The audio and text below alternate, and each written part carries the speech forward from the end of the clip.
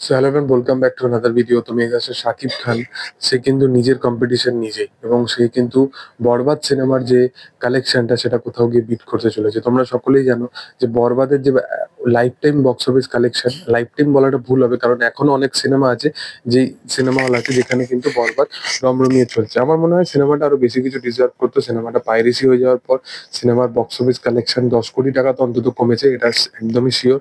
এছাড়া সিনেমাটা ওয়ার্ল্ড ওয়াইডে যে রেসপন্সটা পেতো সেটা আরো বেটার হতে পারতো, ওয়েস্ট বেঙ্গলে রিলিজ হতে পারতো। বাট সিনেমাটা যেহেতু পাইরেটেড ভার্সনটা এসে গেছে, তো আমার মনে হয় যে মেকারদের তরফ থেকে একদম সঠিক সিদ্ধান্ত নেওয়া হয়েছিল যে চরকিতে এই সিনেমাটাকে বক্স অফিস মানে ওটিটি প্ল্যাটফর্মে নিয়ে চলে আসবে। বাট তাণ্ডবের ক্ষেত্রে যেন এই জিনিসটা না হয়, স্ট্রিক্টলি কিন্তু এই ডিসিশনটা কিন্তু নিতে হবে রায়ান রাফিকে। রায়ান রাফি তুফানের সময় যে জিনিসগুলো করেছিল, আমার মনে হয় তার কিছু এফার্টও কিন্তু তাণ্ডবের ক্ষেত্রে দেয়নি, না তো প্রমোশনাল স্ট্র্যাটেজিতে না তো কিছুতেই। কারণটা হচ্ছে সে শুধু সিনেমাটা ভালোভাবে বানিয়েছে, এটা এইটুকুই দরকার একটা একজন পরিচালকের প্রতি। এটা সে করেছে, এটা অবশ্যই মানতে হবে। বাট সে এই যে কাজটা করেছে, দেখো তুফানের ক্ষেত্রে কিন্তু এই স্ট্রিক্ট ভার্সনটা, অনেক কিছু ক্লিপ ভাইরাল হয়েছে এটা আমরা জানি, এটা তাণ্ডবে হচ্ছে, বাট পাইরেটেড যে ভার্সনটা মাল্টিপল ওয়েতে এসেই যাচ্ছে, তুফানের ক্ষেত্রে কিন্তু এতটা কিন্তু আসেনি। বাট তাণ্ডবের ক্ষেত্রে কিন্তু গল্পের যে মেন টুইস্ট এন্ড টার্ন, সেখানে একটা জায়গা থেকে 12-13 মিনিট জাস্ট র্যান্ডামলি ফটো নিয়ে বা ভিডিও নিয়ে কিন্তু আপলোড করে দেওয়া হয়েছে। তো এই জিনিসটা, এটা কিন্তু সিনেমাটার প্রতি কিন্তু আগামী দিনে আরো বেশি করে ইম্প্যাক্ট ফেলতে পারে।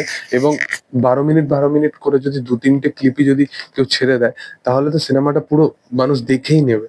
আমার মনে হয় না যে এই জিনিসটা গল্পের প্রতি একটা কিন্তু বাজে ইম্প্যাক্ট ফেলতে চলেছে, এবং সেই কারণে কিন্তু এই টিমের তরফ থেকে কিন্তু আহ, মানে কিছুদিন আগেই, 2-3 দিন আগেই কিন্তু একটা সিদ্ধান্তও নেওয়া হয়েছে যে কোনোভাবেই যেন এই সিনেমাটা পাইরেটেড করা না হয়, এবং কেউ যেন ভিডিওতে এই সিনেমার কোনো সিন যেন ক্যাপচার না করে।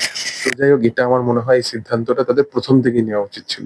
তো যাই হোক, তোমাদের কি বক্তব্য এই বিষয়টা নিয়ে সেটা তোমরা অবশ্যই কমেন্টে জানাতে পারো, এবং তোমাদের মতে এই সিনেমাটা আরো আপকামিং দিনে কত কি রেকর্ড ব্রেক করতে চলেছে সেটাও তোমরা জানাতে পারো। এবং ভিডিও যদি ভালো লেগে থাকে অবশ্যই লাইক করো, শেয়ার করো, সাবস্ক্রাইব করো চ্যানেলটাকে, এবং পাশে থাকা বেল আইকনটা অবশ্যই প্রেস করে দিও। Thank you all, by.